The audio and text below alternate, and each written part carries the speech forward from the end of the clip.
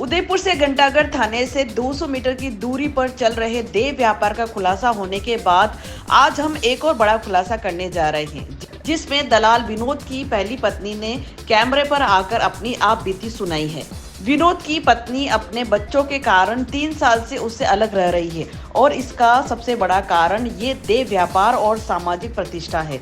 दलाल विनोद की पहली पत्नी ने बताया कि उसके दिमाग में जिस्म की भूख और उससे पैसा कमाना ही बसा हुआ है, क्योंकि दलाल विनोद उसकी पहली पत्नी से भी देह व्यापार करवाना चाहता था और इसके लिए उसे गंदी गंदी फिल्में दिखाकर मजबूर करता था। वो इस काम के लिए तैयार नहीं हुई तो उसने खाने में भांग मिलाकर उससे गलत काम करवाना चाहा। विनोद की पत्नी ने जो गंभीर आरोप लगाए हैं वो इस समाज के लिए बिल्कुल ठीक नहीं है।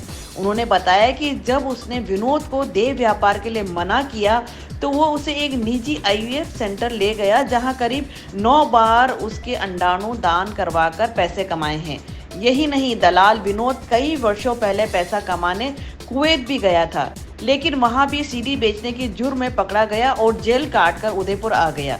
यहाँ आने के बाद उसने लगातार अपनी पहली पत्नी पर देह व्यापार करने का दबाव बनाया, लेकिन 2 छोटे छोटे बच्चे होने और सामाजिक प्रतिष्ठा को आंच न आए, इसलिए वो 3 साल पहले अपना घर छोड़कर निकल गई और अब किराए के मकान में रहकर बच्चों को बड़ा कर रही है।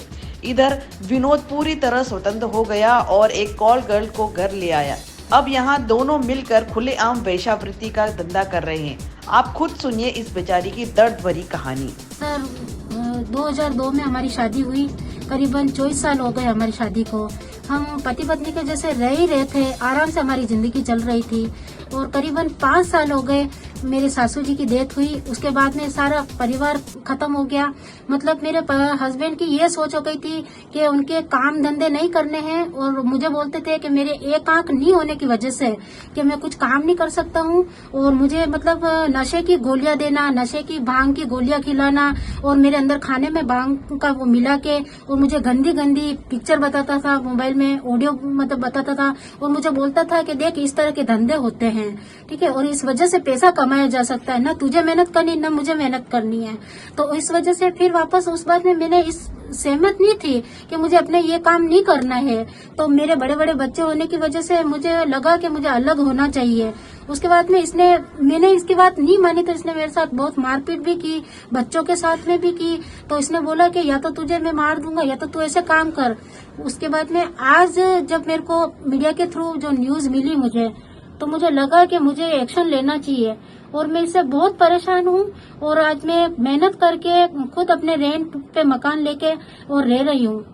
और वहाँ पे क्या है कि पुलिस में घंटाघर थाने अभी बीच में बेटों ने जब मुझे बोला भी था 6 महीने पहले कि मम्मी अपने को चलना चाहिए, पापा को समझाता हूँ मैं, आप भी बात करो।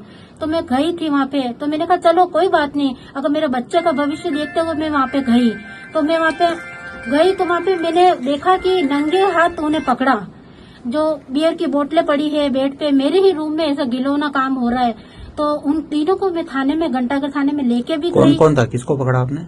मेरे हस्बैंड थे और एक जाडोल से कोई लेडीज को उसने रख रखा था।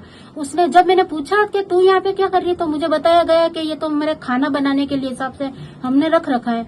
तो थाने में लेके भी गई, लेकिन पुलिस प्रशासन ने 151 का केस देते हुए उसको छोड़ दिया।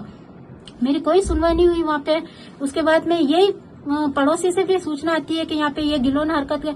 उसको एक ही है कि बस शरीर का जिस्म बेचना और पैसा कमाना, शुरू से ही बहुत परेशान। अभी जिसको रख रखी है उसे जानते हो क्या आप? जी सर, अभी ये शायद सूरजपोल से अभी एक लेडीज है तो बोल रहा है कि मैंने इससे शादी कर ली है, यूं कर ली है।